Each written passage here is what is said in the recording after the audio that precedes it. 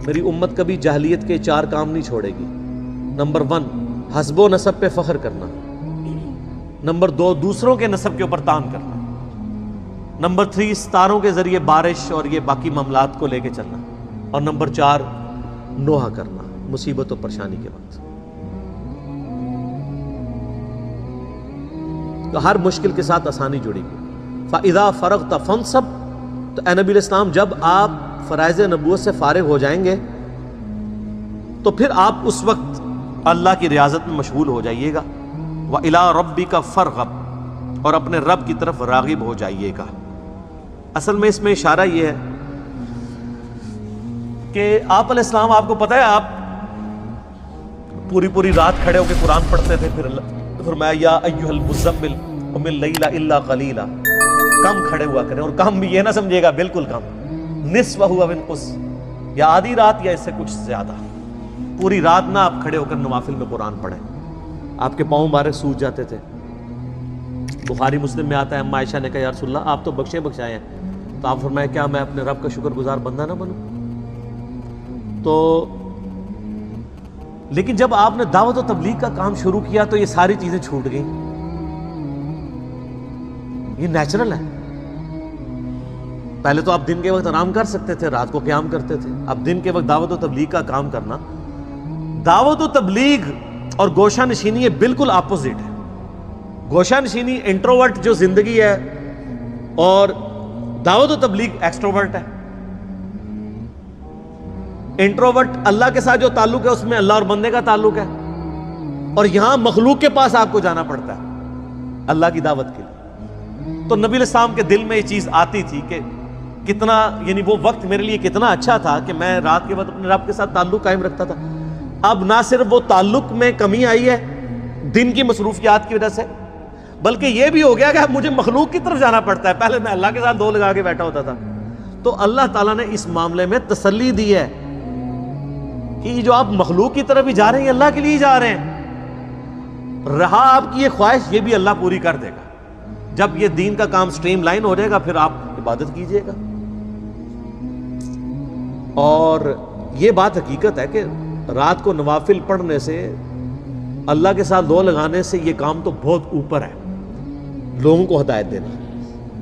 بخاری مسلم میں حدیث ہے، غزوہ خیبر کے موقع پر جب نبی علیہ السلام نے مولا علی کو بھیجا تو اس میں آپ نے پہلا جملہ یہ بولا تھا، علی پہلے ان کو دعوت دینا، اگر تمہاری وجہ سے کوئی ایک شخص بھی ہدایت پہ آ گیا تمہارے لیے سرخ اونٹوں سے بہتر ہوگا۔ آپ کی وجہ سے ایک شخص ہدایت پہ آ جاتا ہے نا، آپ پوری زندگی بھی روزانہ 1000 نفل پڑھتے رہیں، وہ اس کے برابر نہیں ہو سکتی چیز۔ جو ایک بندے کو، آپ ایک بندے کو نہیں، اس کی پوری نسل کو دوزخ سے بچا کے جنت تک لے جاتے ہیں۔ اللہ کو تو اس بات کی خوشی ہے، اور یہ کام پیغمبروں والا ہے، تو اس کے لیے ایکسٹروورٹ ہونا پڑتا ہے۔ اور یہ حقیقت بات ہے، یہ پیرلل میں دونوں چیزیں چلنا مشکل ہو جاتی ہے،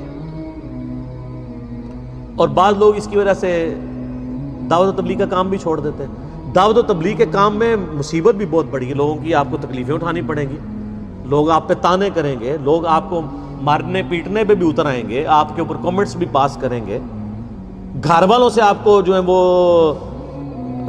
تکلیف اٹھانی پڑیں گی، ڈانٹ پلائیں گے سارے کہ تو کیڑے پاسے لگ گئے ہیں، جبکہ آپ اکیلا رات کو کھڑے ہو کے روزانہ 10 پارے پڑھتے رہے، نہ محلے والوں کو کوئی فکر ہوگی آپ کی کہ یہ کس طرف لگ گیا ہے، نہ آپ کے گھر والوں کو ہوگی۔ لیکن آپ اسی محلے میں نکل کے لوگوں کو کہیں گے یار یہ کتاب و سنت کی طرف آ جاؤ، قرآن کا راستہ اختیار کرو، شرک چھوڑ دو، برے کام چھوڑ دو، نماز پڑھا کرو، تو سب کو فکر لگ جائے گی آپ کی۔ اس سے بھی بڑھ کے آپ بے نمازی ہوں، آپ کو کسی نے نہیں کہنا نماز پڑھو، لیکن آپ نماز میں رفع دین شروع کر دیں تو بے نمازی بھی آپ کو سمجھانا شروع کر دیں گے، اور تو کیڑے پاسے لگ گئے ہیں۔ فرق دیکھا آپ نے؟ یہ یعنی ان کے گمراہ ہونے کے لیے اتنا ہی کافی ہے کہ وہ بے نمازی جو خود نماز نہیں پڑھتے، اگر کوئی سنت کے مطابق نماز شروع کر دے اس کو سمجھانے لگ پڑتے ہیں، اور جب وہ نماز نہیں پڑھ رہا تھا اس کو کوئی نہیں آ کے سمجھاتا کہ تو نماز نہیں پڑھتا، اور اگر وہ پڑھنا شروع کر دے سنت کے مطابق تو سارے بے نمازی بھی سمجھانا شروع کر دیتے ہیں۔ اس سے آپ اندازہ لگا لیں کہ دعوت و تبلیغ کا کام بہت مشکل کام ہے۔ الا الذین آمنوا وعملوا الصالحات، یہ تو سارے پوری کر رہے ہیں۔ اصل شرائط اگلی 2 ہیں، وتواصوا بالحق، حق بات کی تلقین کرنی ہے، وتواصوا بالصبر، پھر پھینٹی لگے گی صبر کر. یہ پھر آپ کو پھر حسینی بننا پڑے گا. اس کے لیے آپ دیکھ لیں پوری دنیا سے لوگ حج کرنے آ رہے ہیں اور حسین علیہ السلام حج کے دنوں میں حج چھوڑ کے کوفے جا رہے ہیں. کیوں؟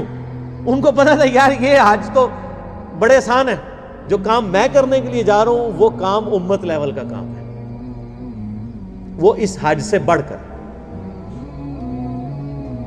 تو وہ بظاہر لوگوں کو حج اور عبادتیں بڑی نظر آ رہی ہوں گی اور حج کے دنوں میں وہاں سے چھوڑ کے جانا یہ معیوب لگ رہا ہوگا, لیکن جن کو دین کی یعنی اصل روح کا پتہ ہوتا ہے ان کو پتہ ہوتا ہے کہ دعوت و تبلیغ کا کام, اعلان حق کرنا, جابر حکمران کے سامنے کلمات حق بلند کرنا, یہ سید الشہداء اسی لیے تو ہم کہتے ہیں.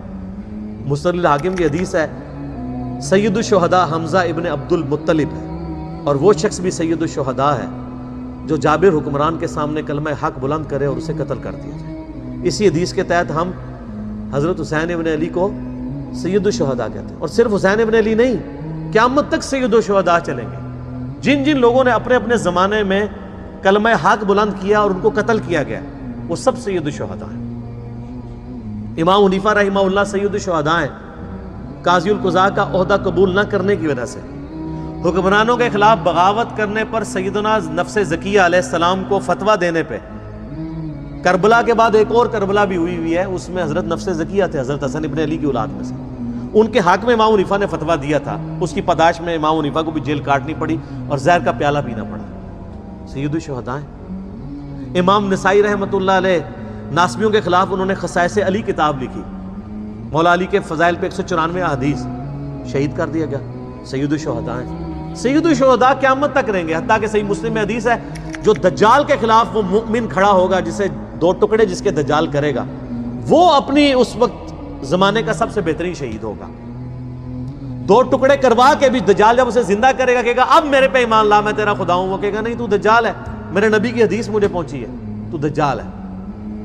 تو جو قرآن و حدیث کو ماننے اور شبہوں سے متاثر نہ ہو, جسے آپ کرامتیں کہتے ہیں, وہ ہوتا ہے سید الشہداء. اور جڑی گل ویکھے اتھے ہی ڈگ پوے تو وہ سید الجہلاء ہوتا ہے. وہ